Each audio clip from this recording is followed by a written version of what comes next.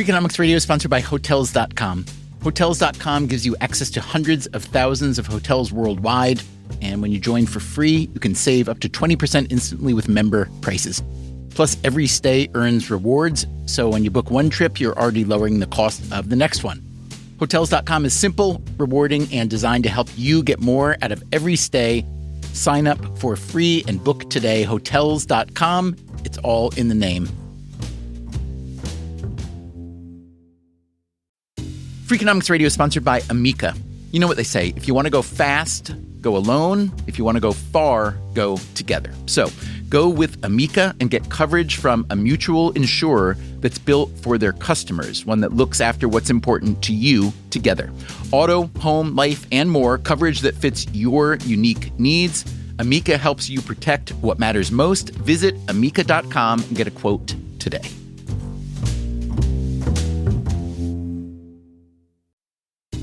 Freakonomics Radio is sponsored by Mint Mobile. Ditch overpriced wireless with Mint Mobile. Cut your wireless bill to $15 a month at mintmobile.com/freak. Upfront payment of $45 for 3 months, $90 for 6 months, or $180 for 12 months. Plan required, $15 per month equivalent. Taxes and fees extra, initial plan term only. Greater than 50 gigabytes may slow when network is busy, includes up to 20 gigabytes hotspot. Capable device required. Availability, speed, and coverage varies. See mintmobile.com.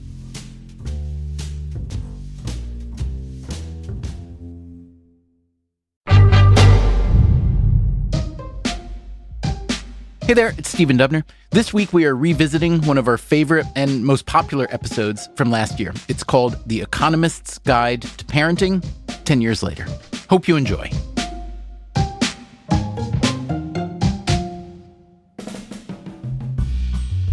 In the first Freakonomics book that Steve Levitt and I wrote, there was one chapter called What Makes a Perfect Parent? We put forward a collage of data suggesting that much of what modern parents do, or are encouraged to do, probably doesn't matter all that much. Especially when it comes to what you might call obsessive parenting, trying to maximize your child's potential with an abundance of culture cramming and extracurricular activities. There might be a strong correlation between obsessive parents and successful kids, but it's not necessarily a causal relationship. In other words, the kind of parent most likely to parent obsessively was also likely to have bestowed upon their kids some even more powerful tools. A high IQ, for instance, or a strong work ethic. A few years after that first Freakonomics book, right when I started this podcast, we did an episode called The Economist's Guide to Parenting. We interviewed a variety of economist parents to see how they approached the task. The results were predictably nerdy. From the very beginning of parenthood, we approached getting pregnant like any other project we've done, to preparing their kids for the real world. Matilda was leaving the house the other day at 17 months of age, and I said, Matilda, this is your first day of human capital accumulation. You can finish when you're 27. We also heard some hardcore self-reflection. I do sometimes think, what if my kids don't turn out well and then everyone blames me? And I would still say, well, the data just say it was going to happen anyway. At the end of that episode, we wondered aloud whether we should check in with those economists' kids 10 years later to see how they were doing. It was kind of a joke. I'd started the podcast on a lark. I certainly wasn't planning on doing it for 10 years, but joke's on me. Last year marked 10 years since that episode. So we decided to get back in touch with the economists, and even better, their kids. We discovered that some of them did not fall far from the economist parent tree. I believe in capitalism, and I will defend capitalism to anyone who wants to hear me defend it. But some absolutely did. I have trouble seeing how market economics and capitalism are actually meeting our goals of taking care of people. And some of them are just really good at doing what kids have been doing to parents forever. Sure, Mother. Whatever you would like to believe. Today on Freakonomics Radio, 10 years later, the kids are all right. What about the parents? I truly do believe in evidence-based parenting, but what are you maximizing?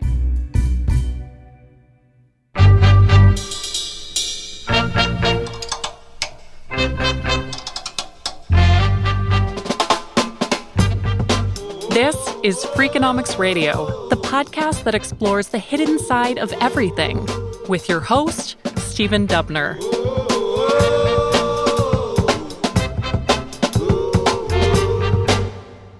What's something that you know now as a parent that you wish you'd known at the beginning? How quick it goes. Yeah, gosh, I was going to say the same thing. Basically, Matilda's all grown up. I'm 12. So do you still need parenting? No. Oh. All right. You see the conflict. I'm 12. I'm not grown up. I don't need parenting. Matilda, what I just heard your mother say is that you're all grown up, which means you don't need their permission to do anything. Yeah, obviously. But when I want help, they obviously have to give it to me. I'm at the sweet spot. A welfarist libertarian. Don't know what that means. Matilda Wolfers is the daughter of Justin Wolfers and Betsy Stevenson. Matilda also has a younger brother named Oliver. Both her parents are economics professors at the University of Michigan. Stevenson has also served on the Council of Economic Advisors in the White House and as chief economist at the Department of Labor. Of all the Economist parents we interviewed in our episode 10 years ago, Stevenson and Wolfers were among those most devoted to following the evidence.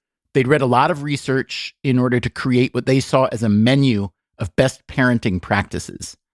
As a result, Matilda was already taking music and preschool prep classes. She had been taught sign language before she could speak. She was also being raised completely sugar-free until her 3rd birthday. So, Stephen, I listened to that earlier episode and I was struck by how type A we sounded. I would like to think we're more relaxed and we see the joy in all of this. You know, the stakes are still pretty high. I love my kids. And you described us as being evidence-based and, you know, parenting's complicated. You want to try and get it right. I can't think of anything better to rely on than evidence. So I think you can be evidence-based without being the full type A tiger mum or tiger dad.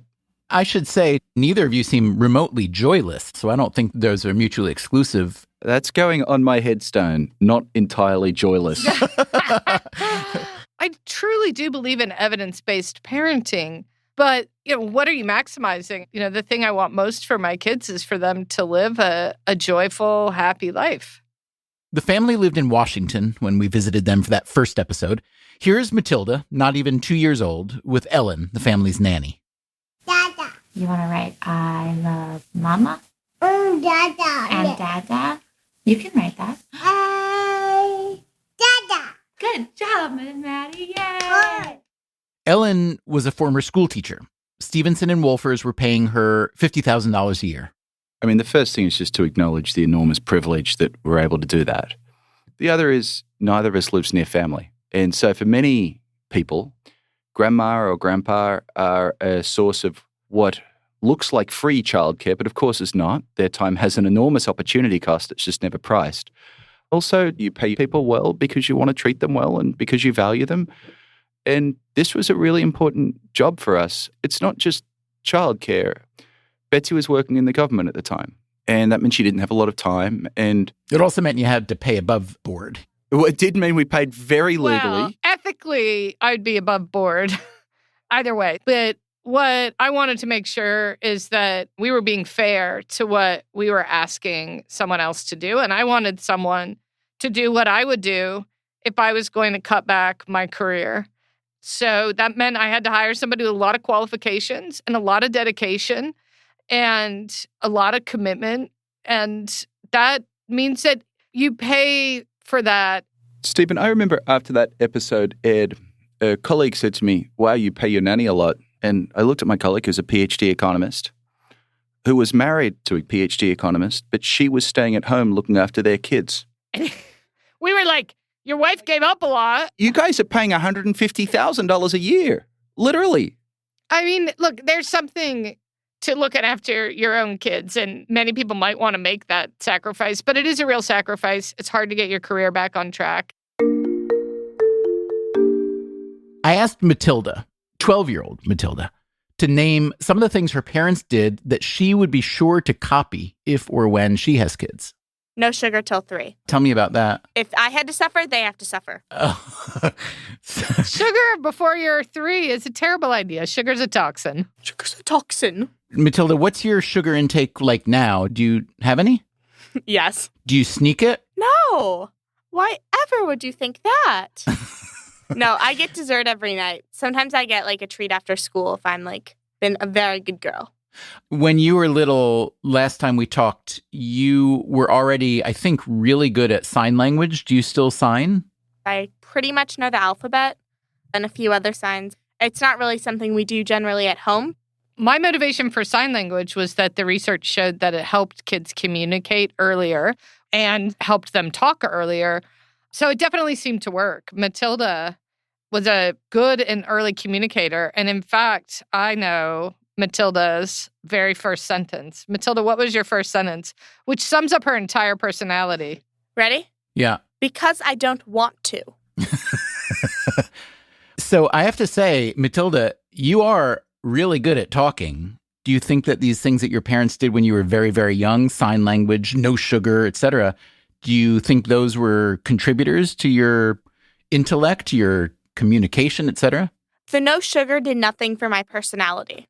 Like, who I am as a person has nothing to do with sugar. The communicating at an early age might have helped because it's like I learned how to express my needs. I know how to say what I want instead of just assuming people will get it for me. I have challenged authority multiple times. Actually, I remember, Matilda, a really funny time where you challenged a teacher in second grade. She hadn't been getting through all the work that you guys were supposed to get done. And so she kept canceling recess. And one day, Matilda went up to her after class. And Matilda said, I know you have a lot of work for us to get done, but studies show that kids that get access to recess learn more in school. You're punishing us because you don't get the lesson done fast enough. That sounds perfectly sensible to me. Do you remember how that teacher responded? I didn't know this happened. You don't remember. I remember it was a teacher who took that pretty well. She actually had heard the same study on NPR, and she thought it was pretty great that a student mentioned it to her. But that is how Matilda does tend to, I wouldn't call it challenge authority, honey. Question authority. I think you are not afraid to bring relevant facts to the table when a decision's been made by authority. Matilda, this is a question I always hated being asked when I was your age, but... Oh no, I know this one. Tell me what it is. Oh, what do you want to be when you grow up? Yep, you nailed it. That's the child of a labor economist right there. I've heard you're interested perhaps in advertising, particularly the psychology behind advertising. Is that true? Yeah, you can control how people think. Tell me about that. I think the hardest part of living is not knowing how other people think and having your life be dictated by, like, I think someone thinks about this. If you can control how somebody thinks, then you don't have to worry about that. Do you want to use it for your own purposes only, or do you want to use it to make the world better somehow? I mean, I want to use it to make the world better. You do not. You're just saying that because that's how I asked it, right? This is going out to a big audience, so I feel like if I said that... No, I want to use it to make the world better. At 12 years old, Matilda Wolfers still has a lot of her formative years ahead of her, so it's hard to say how much she has been shaped by her parents. Let's hear from another economist's kid, this one a young adult. My name is Sophia Sacerdote, and I am a junior at Brown University doing American Studies. Sophia, have you taken any econ courses in college? I have not. Dad? You know, a lot of my colleagues instituted a requirement somehow. I don't even know how you would do that. We didn't even want to go there. Bruce Sacerdote is an economics professor at Dartmouth. A lot of his research is focused on education, specifically the impact that family can have. His wife, Michelle, is a teacher at a Montessori school.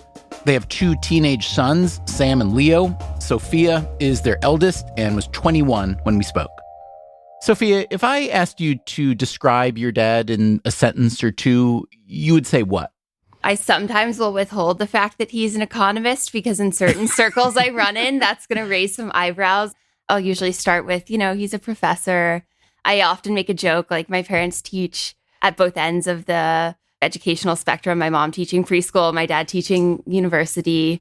When you said both ends of the spectrum, I thought you were going to say your mom is the opposite of an economist somehow. I mean, I could go off on a politics of care and how I think my mom enacts that, while my dad looks at people in a very different way. What do you mean by that, in a very different way?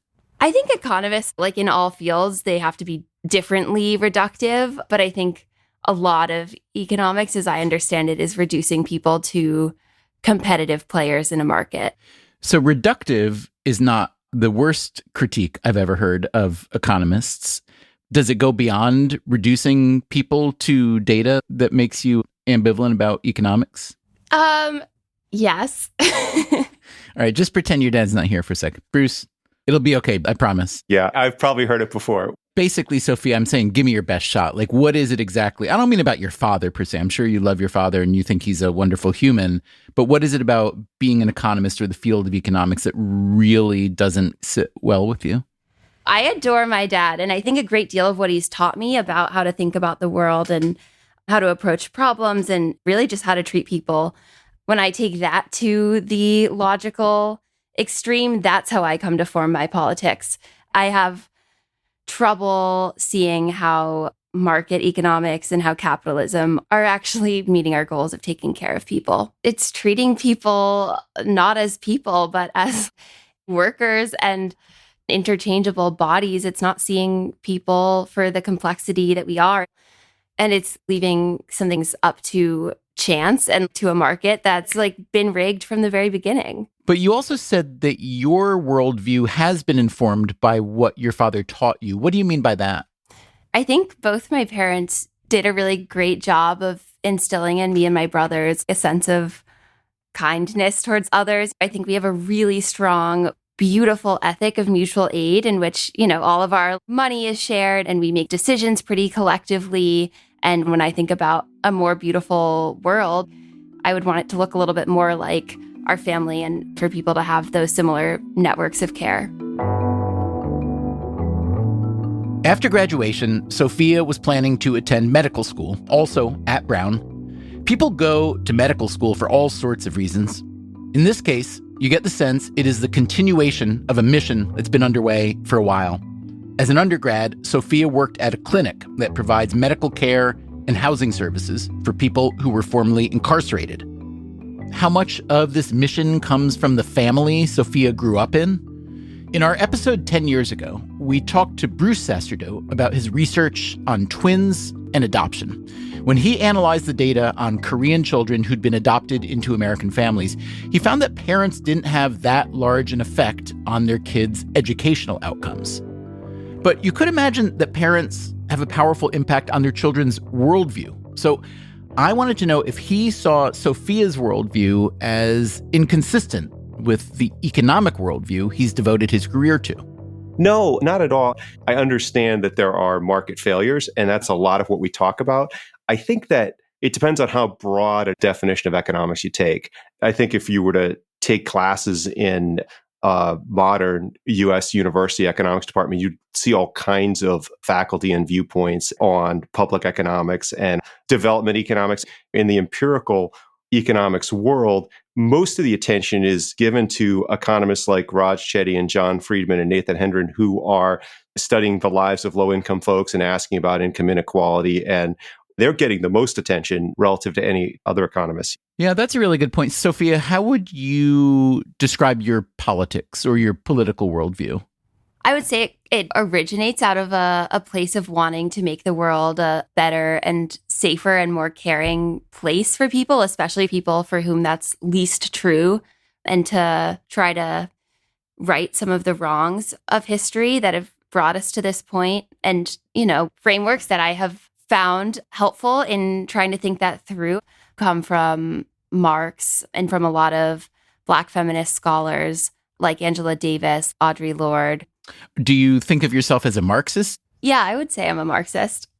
And how much of that was shaped by your father, even if not intentionally? I mean, I think college has given me a lot of time and space to read a lot, to meet a lot of different peers who have helped expose me to a lot of ideas. I also just think that living through the COVID-19 pandemic, which laid bare so many inequities that have always existed. And then also living through the murder of George Floyd and Breonna Taylor, and seeing how these things all came together just really, provided all that my brain needed to rethink a lot of what I'd been taught. Bruce, you may not want to answer this question, but do you hope in your heart of hearts that Sophia, quote, grows out of Marxism, at least a little bit? No, I don't, because really what Michelle and I care about are their actions. Sophia uses the pronouns they and she. And so they're doing fantastic work, and that's what matters. And so, while I don't necessarily agree with the assumptions that lead to Marxist conclusions, that doesn't even matter that much, right? Outcomes matter more than stated positions on things. I think that Sophia outlined a lot of reasons why their generation feels that way and came to that conclusion. I am curious, do these political or worldview differences play out interestingly at the dinner table when you're home, Sophia?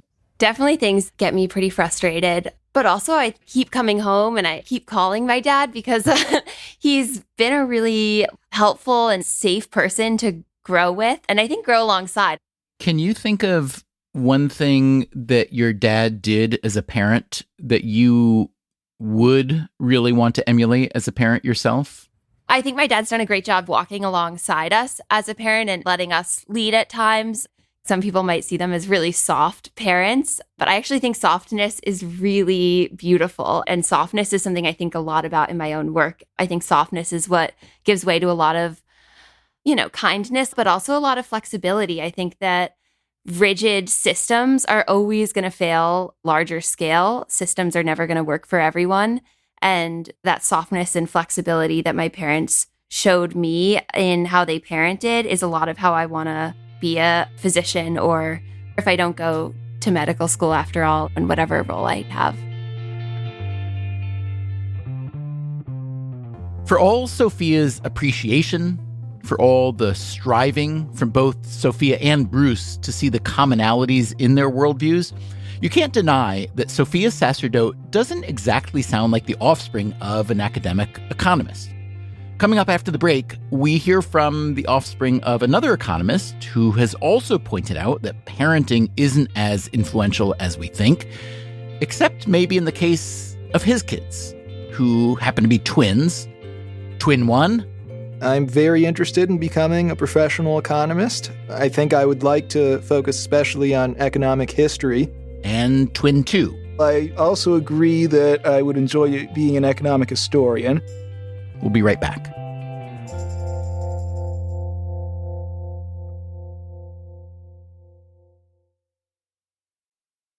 Freakonomics Radio is sponsored by Figure. Did you know that 40% of homeowners own their home outright? If that's you, don't let your equity sit idle. Tap it with a home equity line of credit. Figure, the #1 non-bank HELOC lender in the U.S., helps tap equity you've built in your home so you can do things like tackle a renovation or pay down debt. HELOC is a line of credit secured by your home. You can draw what you need, repay, and draw again. Figure offers a 100% online application. Get approved in 5 minutes and funding in as few as 5 days. It's faster than a bank loan and cheaper than a personal loan. Check your rate today without impacting your credit at figure.com/Freakonomics. This post is sponsored by Figure, NMLS ID 1717824. Figure is an equal housing lender. For more information about their licensing, visit nmlsconsumeraccess.org. Figure's HELOC is subject to credit approval and terms apply. Freakonomics Radio is sponsored by Square, the business platform that helps sellers become neighborhood favorites. No matter if you're selling 3D printed art or running a design studio, Square helps you run your business without running yourself into the ground.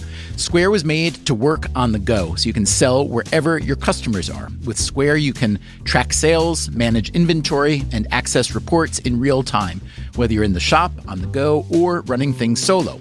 Square supports every major payment method, including tap to pay, and offers instant access to your earnings through Square Checking. Sellers save an average of 44 hours per month by skipping bank transfer delays.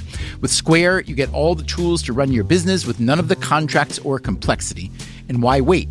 Right now, you can get up to $200 off Square hardware at square.com/go/Freakonomics. That's SQUARE.com/GO/Freakonomics. Run your business smarter with Square. Get started today. Freakonomics Radio is sponsored by TalkAboutPD.com. Let's talk about Peyronie's disease, or PD. It's not widely talked about, and some men may feel reluctant to bring it up, but it's more common than you would think. PD can happen when scar tissue builds up under the skin of the penis, causing a curve with a bump during an erection that for some men may lead to pain during intimacy and impact mental health. A trusted urology specialist can help diagnose PD and walk you through your options, including non-surgical treatment. Visit talkaboutpd.com.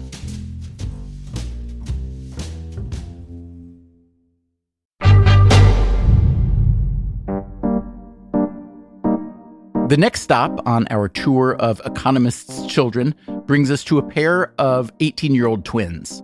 Hello, I am Aidan Kaplan. I am the son of famous economist Brian Kaplan. I'm an undergraduate student at Vanderbilt. My first year, I'm planning on double majoring in economics and history with minors in math and Spanish. Okay, Tristan?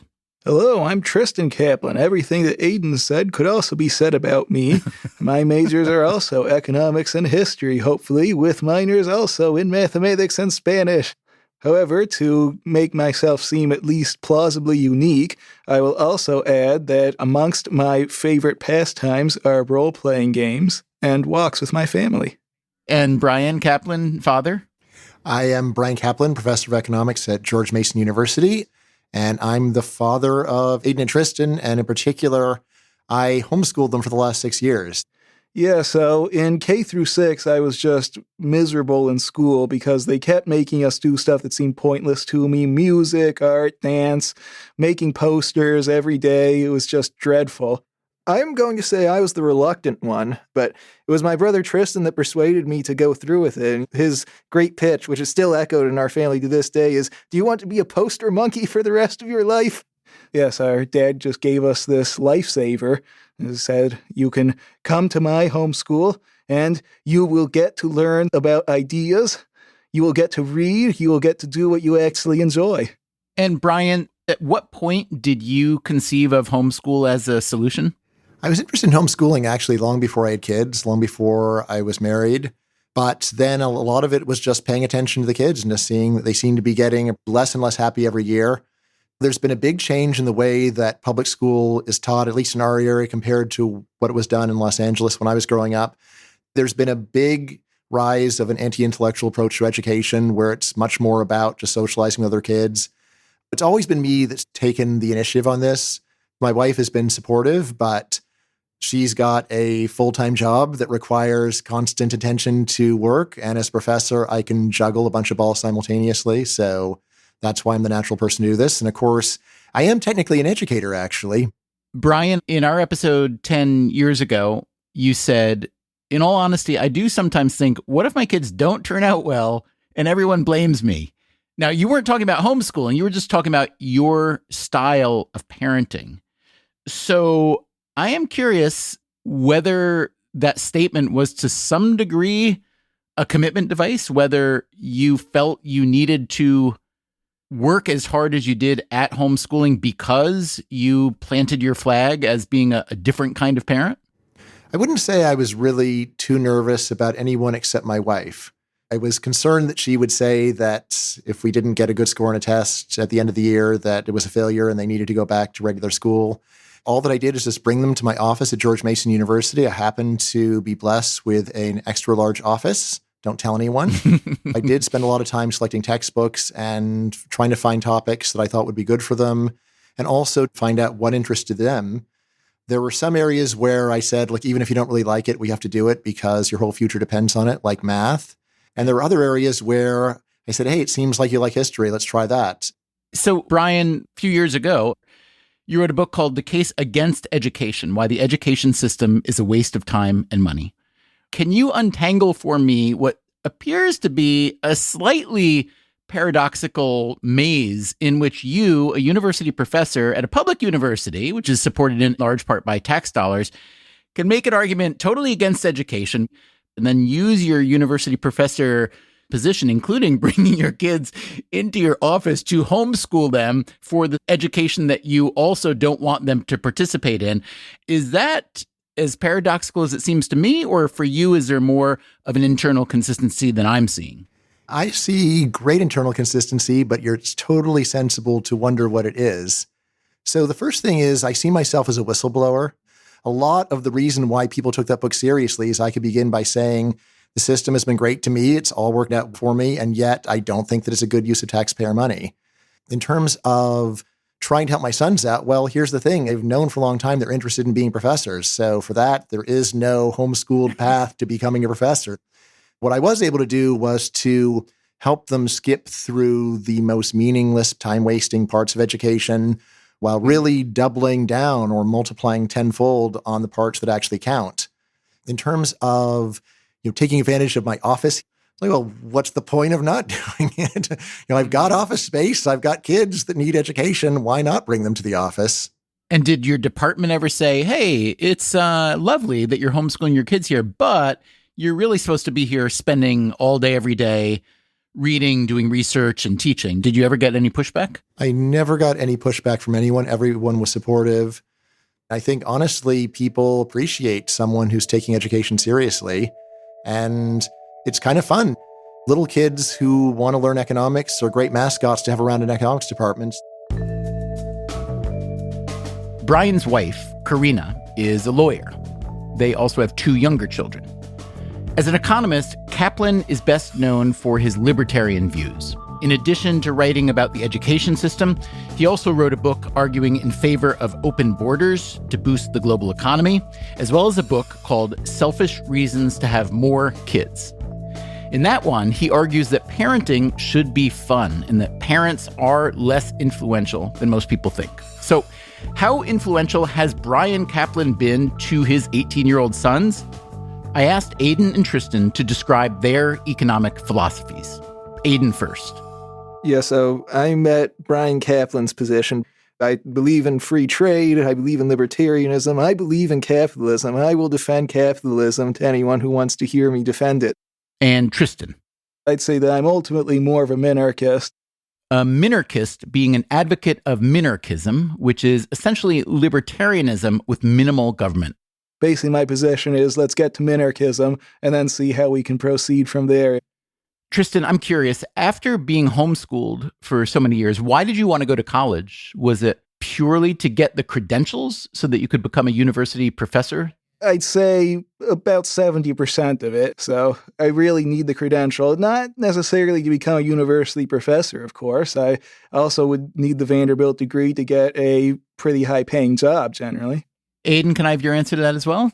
I felt like I needed that credential to get any sort of job that I would want to do. I will say that the reason we went to Vanderbilt specifically is because they gave us a great scholarship. So for me, the financial concern was very overwhelming in comparison to other factors.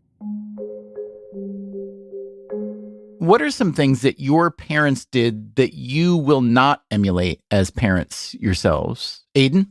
I think I'm ultimately going to pay more attention to what it is that my children want rather than, what I think they should do. I think our dad went along with that to a great extent, but I think I would do it even more so.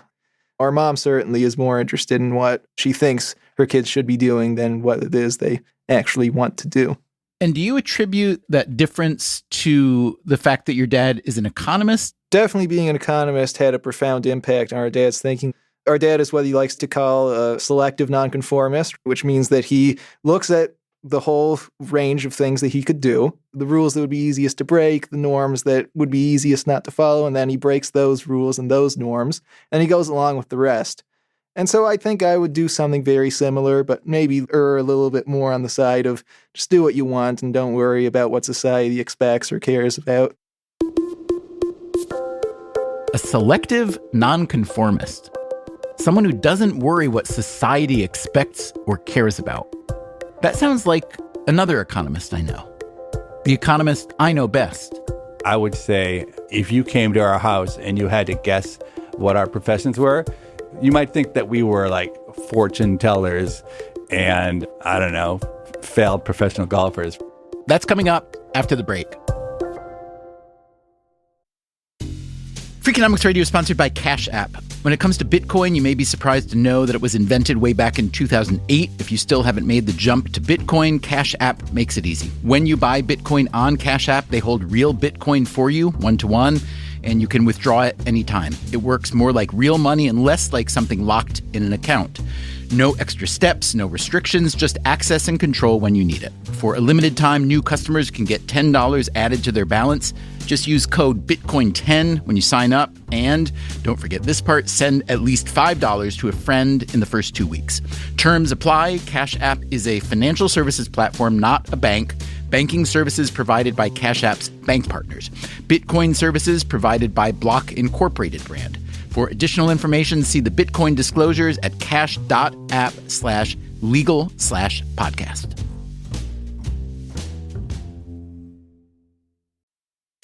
Freakonomics Radio is sponsored by Southern New Hampshire University. The best investments are the ones you make in yourself, and no one knows that better than Southern New Hampshire University.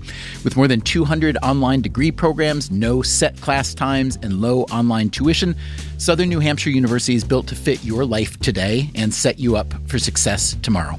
Education is an investment. Why not make it a smart one? Apply for free at snhu.edu/Freakonomics. Freakonomics Radio is sponsored by Advantech. No one likes a creaky floor, and builders know that the subfloor sets the tone, which is why Advantech subflooring is engineered for strength, stiffness, and moisture resistance. Advantech products are designed to stand up to the elements and give you a bond so strong it's backed by the industry's first squeak-free guarantee. No squeaks, fewer callbacks, no problem. When the schedule is tight and performance matters, head to huberwood.com/Advantech to lay the foundation of a solid build.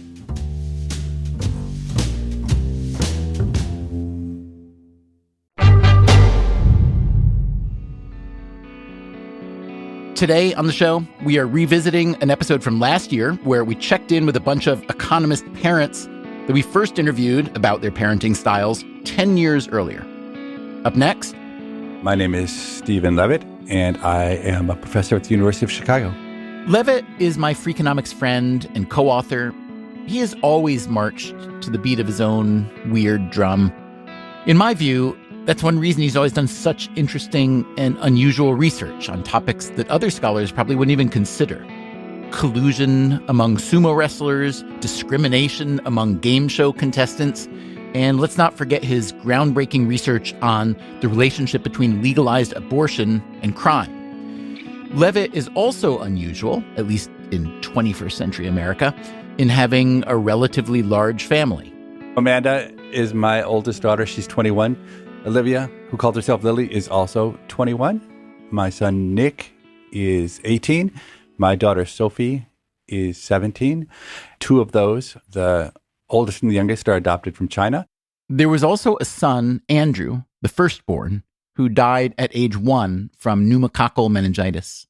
And then I also have a second family with a different mother, my wife Suzanne, and those are two little girls, Anna, who's age 4, and Nina, who's age 3. And expecting a 7th? The little boy is on the way. Levitt's son was born this past January. So first of all, congratulations on procreating so fully. Do you have anything particular to say about what that gap is like between having a set of kids who are now older and then a younger set? I guess really what I'm asking is, are you fundamentally different as a parent this time around?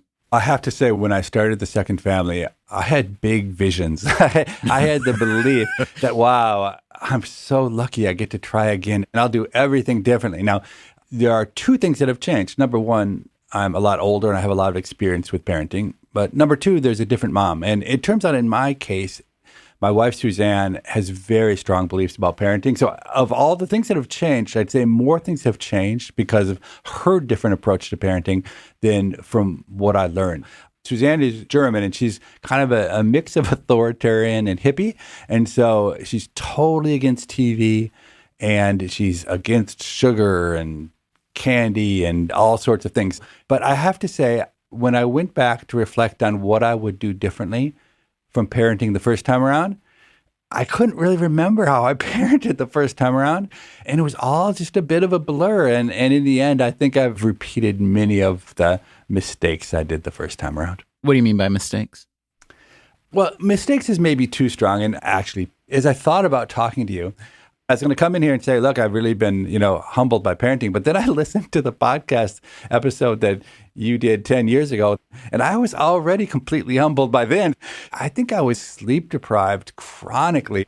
You did say back in that episode 10 years ago, the other problem I have is I have 4 kids. If you have too many kids, you can't invest that heavily in any one of them because you go crazy. How would you reassess that now? And if you felt that way, why did you want to have at least 3 more kids? I mean, there's just no doubt that the amount of investment you can make in your children is a function of how many you have. It's just impossible to spread 2 adults as thickly over 4 children as you would over 1. Now, I had the belief then, I continue to believe it now, that helicopter parenting isn't really very important. The kind of investments that you make in your kids, I think, don't actually pay very big returns. I would say, honestly, I didn't invest very intensely in the first round of 4 kids, and they mostly turned out pretty good. Certainly academically, they didn't seem to suffer at all, and socially, they're mostly pretty good. Honestly, I was ready to stop, but Suzanne, my wife, calls the shots, and she really, really wanted a third one and a boy, and so we're going to make a go with 3. So Suzanne is also an economist, but you have told me that she doesn't really parent like an economist. What do you mean by that? I think she's a hippie first, she's German second, and she's an economist third. So there are elements of economics that float around in our household, but not intensely. So for instance, listening back on the episode from 10 years ago with Justin Wolfers and Betsy Stevenson, it makes me laugh, just like what economists can do if you really treat children like economists. I mean, it's great. It's awesome. It's fun to hear that. But that's so far from our experience. I mean, I would say if you came to our house and you had to guess what our professions were, you might think that we were like fortune tellers and, I don't know, failed professional golfers. So at the risk of being presumptuous, I want to run what I see as Levitt, the parent theory, past you from the older set of kids to the younger set of kids. You are a university professor, went to Harvard, went to MIT, teach at Chicago. Those are levels of accomplishment and credentialism that are intense. And my sense is that even though you didn't feel that being a helicopter parent or over-investing, especially in culture cramming and different kinds of obsessive parenting, were the right way to parent, you admire accomplishment. And it would naturally follow to me that you would admire accomplishment in your children. I see now, not that accomplishment has gotten less important, but you embrace more, and this is where I'm being presumptuous, just unconditional love as a human and as a parent. And I'm curious whether that presumption is correct. It's certainly true that I've moved in the direction of unconditional love, both towards the world, but especially towards these kids. One guiding principle is I just want these kids, the young ones, to feel loved in almost whatever they do. But, honestly, I don't think it was so different with the older ones. I would say of all my children, the one who you might say in traditional terms has been least successful maybe would be Amanda, the oldest, because even though she was a straight A student, she decided not to go to college. And I thought that was a bad idea. I tried to talk her into going into college, but she's headstrong. And I will say, watching her over the last 3 years, I can't say anything but it was the right choice for her. She has worked harder writing her own book and being an entrepreneur and marketing that book, and done it with a joy and a kindness to others that, like, how could I be anything but incredibly proud of what she's doing? Does a part of you hurt a little bit that Amanda rejected literally your profession, but also your belief in the power of education? Oh, God, you know me better than that. Not in the slightest. I mean, I teach at a university, but I don't hold any illusions that everybody needs to go to university and teach at a university. I mean, some people get caught up in wanting the world to look like them, but that's not my particular problem. Last year, on an episode of his podcast, People I Mostly Admire, Levitt had a conversation with Amanda and Lily, his other oldest daughter. Here's a clip of Lily talking to her dad. She is a student at Vassar College, majoring in psychology. At the time of this conversation, she was also pursuing a minor in economics. I think me minoring in econ is a reflection on how I've changed my outlook on incentives, because really my biggest incentive in life is other people's approval and feeling smart and feeling capable. So any opportunity that I had in my life to impress you, that was a huge incentive. When I realized that majoring in psych probably wasn't hugely impressive to you, I was like, let's do something else. Wait, I didn't know you wanted to impress me. I didn't think you have any interest in impressing me. No, absolutely. I do want to impress you. So let me just say, if that's the reason you're doing econ, you should please stop, because I do not. First of all, it doesn't impress me. Second of all, I don't need to be impressed by you. So that's a terrible reason. That is literally it probably is a terrible reason, but it is the truth.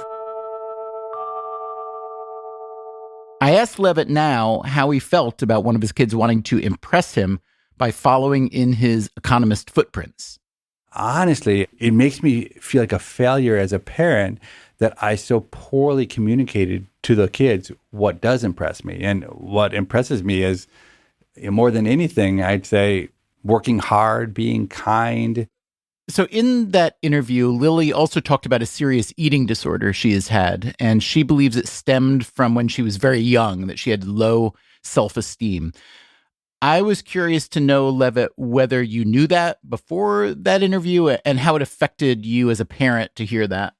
Yeah, Lily, for reasons I don't understand, has had a lot of self-hatred from a very early age. And it wasn't so apparent. It didn't manifest itself in a way a parent could see, but she's been really open about that.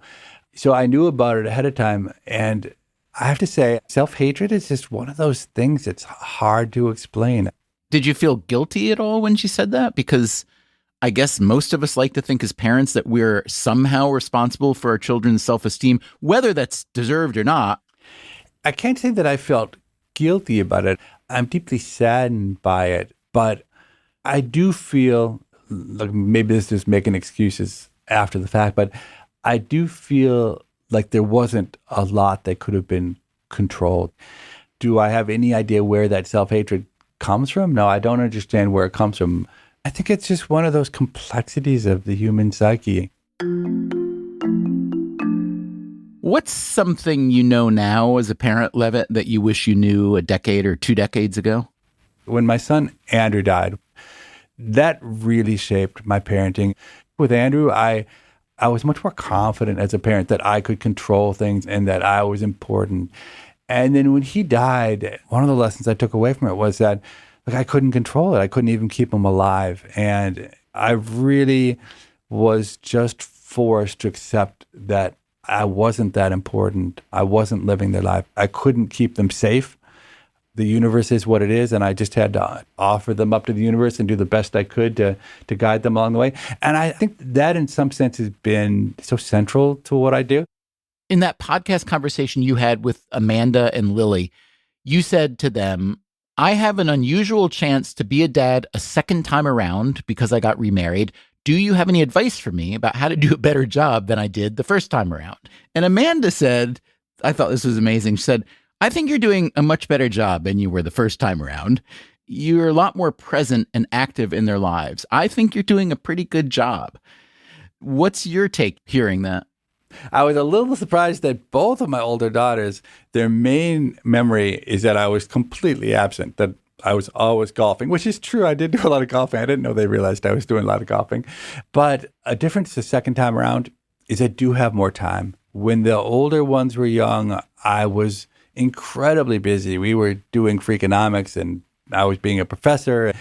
So I wouldn't say it's so much a change in who I am or how much I know, but I am home more and I am more available.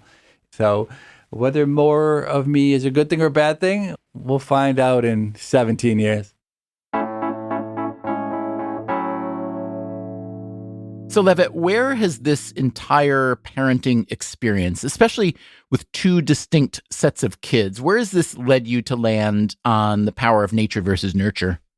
The first set of kids, I would say individual differences were large across those four, but I wouldn't necessarily be able to point directly to a particular genetic component. I wouldn't say that my two biological children are radically more like each other than the two adopted ones. Lily was an extremely hard worker, and so were the two adopted ones. Nick wasn't a hard worker. But obviously, there are many dimensions, and there are only 4 kids, so it's easy to find some things where the two biological ones are similar. In the end, I didn't really take that much away. My sample size of 4 wasn't nearly big enough. So is that why you're having more kids now? Yeah, I got to get my sample size up. If I could just get to 8. This is a big question for any parent, whether you've got a PhD in economics or not. How powerful are the hereditary forces of nature versus the many factors that constitute nurture? And how do nature and nurture blend in a given person? It's plainly not a simple thing to sort out. Just think about schooling. The older a kid gets, the more time they spend outside the home with their peers. There's some evidence that peer influence can be very powerful. That said, parents are the ones who choose the school their kids will attend, and to a lesser degree, what kind of peers their kids will spend time with. So if you had to summarize the nature versus nurture research from an economist's perspective, the main punchline of this work is, yes, that nurture is greatly overrated. That, again, is Brian Kaplan of George Mason University. Now, there's a few different ways that you can interpret those results. One of them is just to say that parenting just cannot matter. But that's not really what the data say. What the data say is that it doesn't matter much. It doesn't say what can or can't happen. So one possibility is maybe what you really need to do to make a big difference in your kids' lives is just to multiply your effort manyfold. Kaplan, remember, homeschooled his twin sons, Aiden and Tristan. If I had just given them 10 minutes of economics a week, then yeah, probably there'd be barely any visible difference. Instead, if I give them 10 hours a week, then you do start to see that there is a big payoff. I asked Justin Wolfers, father of Matilda, for his take on the power of nature versus nurture. Who cares? You do the best you got with what you got. So if it's 80% nature, it still leaves me with 20%. If it's 20% nature, it leaves me with 80%. And either way, I want to get that part of the puzzle right. I know that in that old episode, I asked how confident you were that all these choices you were making, a certain kind of really wonderful nanny, organic food and no sugar, teaching Matilda sign language. I asked how confident are you that all your investments are worthwhile? And you said not at all confident. So has that confidence fallen even further, or do you think risen now that you've seen some of the results in 12-year-old Matilda? We adore 12-year-old Matilda. I know. So we could pat ourselves on the back, or we could have just been lucky, or we could be genetically programmed to adore our offspring. All of those seem pretty likely to me. It is humbling. And I think, honestly, it makes one a better economist as well. We economists are known for having egos, and having them cut down to size over the dinner table each night is probably very good for our souls. Okay. Matilda, what would you say is the very best thing about your parents? Well, if I want something, they let me argue my case for it. Give me an example. Like, I wanted a TikTok account, so I had to make my case why that would be a safe thing and what I would do to, put the protocols and why it was a necessity for daily life. I can't disagree with you. It plainly is a necessity for daily life. It is. What was your argument? Because I was bored and I had nothing to do. And would you rather have me watching TikTok or making TikToks? Which is more creative? Which is a better use of my time? Because I'm going to do one or the other. You made a better argument than that.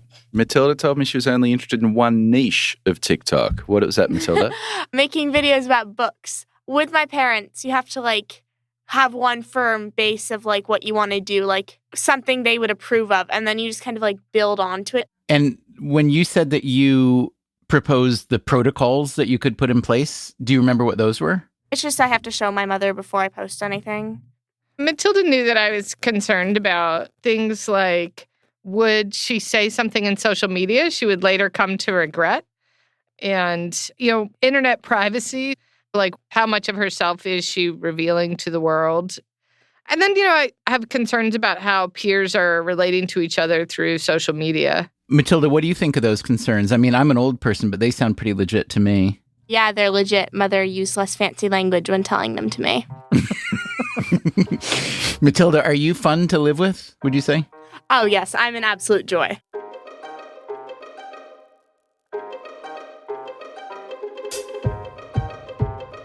Hey, what do you think? Should we check in with Matilda and Aiden and Tristan and Sophia in another 10 years if we're still around?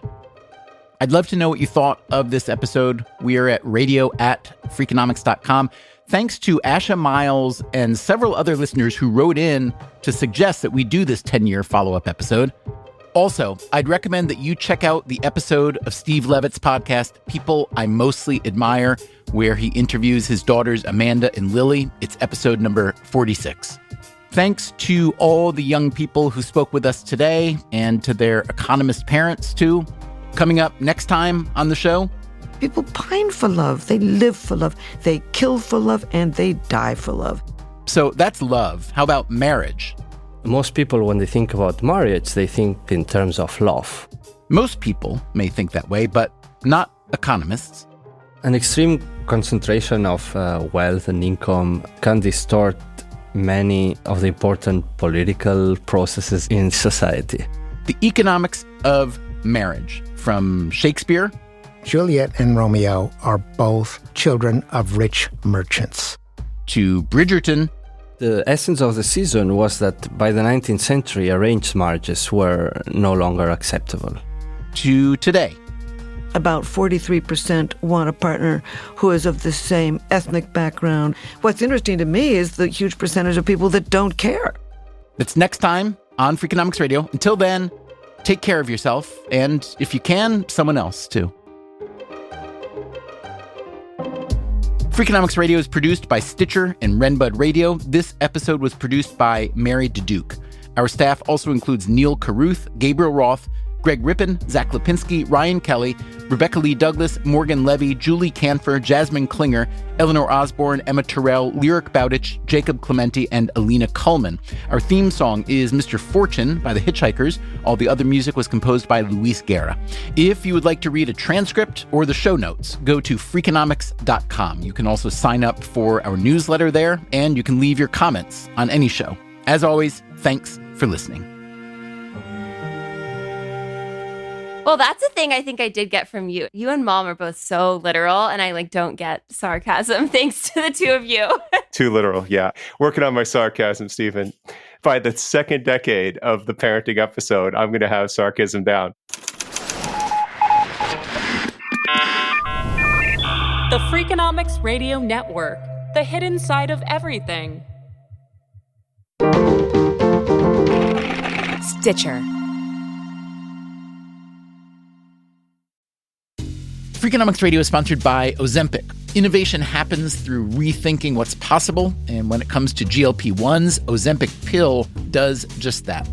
Learn more about Ozempic semaglutide tablets, 4 and 9 milligrams, by calling 1-833-OZEMPIC or visit Ozempic.com to view the medication guide and ask your doctor what's possible with FDA-approved Ozempic pill.